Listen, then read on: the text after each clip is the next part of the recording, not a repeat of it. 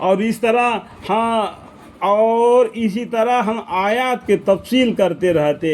اللہ تعالیٰ نے قرآن کے ذریعے آیتوں سے تفصیل سے فرماتے ہیں، اور تاکہ مجرموں کا طریقہ ظاہر ہو جائے. جو مجرم لوگ ہیں ان کا طریقہ کیا ہے، جو مسلمان ہیں ان کا طریقہ کیا ہے، یہ ظاہر ہو جائے کہ ان لوگوں کو کس طریقے سے زندگی گزار رہے، یہ مسلمان لوگ کس طریقے سے زندگی گزار رہے.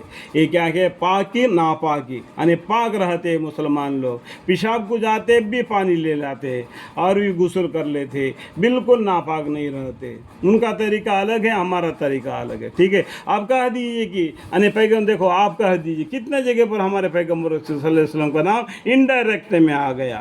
آپ کہہ دیجیے کہ مجھ کو اس کام سے ممانعت کی گئی ہے کہ میں ان کی عبادت کروں جن کی تم لوگ اللہ کو چھوڑ کر عبادت کرتے ہیں. پیغمبر صلی اللہ علیہ وسلم کو ایک دم منع کر دیا گیا ہے، ایک اللہ کے سوا دوسروں کی عبادت نہیں کرنا.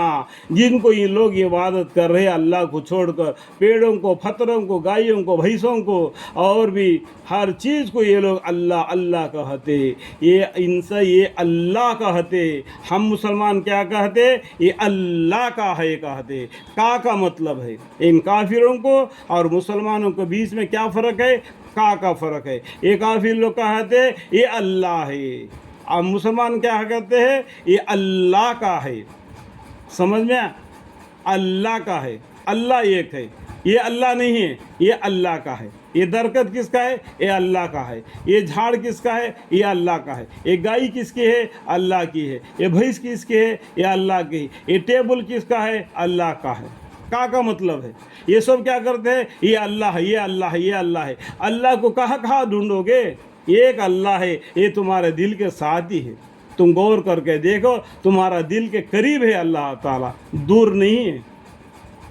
ٹھیک ہے. ان کی عبادت کرو. جی یعنی اللہ تعالیٰ نے ان پیغمبر صلی اللہ علیہ وسلم کو منع فرما دیا.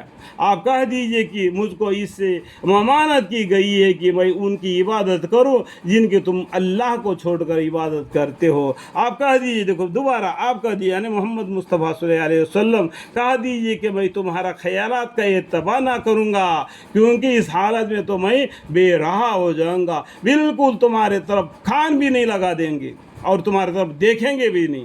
اگر اس طریقے سے ہو جائے گا تو بے راہ ہو جاؤں گا. اس لیے بالکل الگ تھلگ ہو جائیں گے، ان کے طرف نہ بھی دیکھیں گے، ان کے طرف کان بھی نہیں لگائیں گے، اور راہ پر چلنے والوں میں نہ رہوں گا. اگر تمہارے ساتھ رہوں گا، تمہارے ساتھ چلتے پھرتے رہوں گا، اور میں بھی بے راہ ہو جاؤں گا. اس لیے ڈرتا ہوں کہ میں تمہارے بالکل خیال نہیں کریں گا، اور وہ راہ پر چلنے والوں میں نہ رہوں گا. تو ہمارے پیغمبر صلی اللہ علیہ وسلم سے کہتے، ان لوگوں سے کہہ دیجئے کہ میں تمہارا خیالات کا اتباع نہ کروں گا، کیونکہ اس حالت میں تو میں بے راہ ہو جاؤں گا اور پھر راہ پر چلنے والوں میں نہ رہوں گا.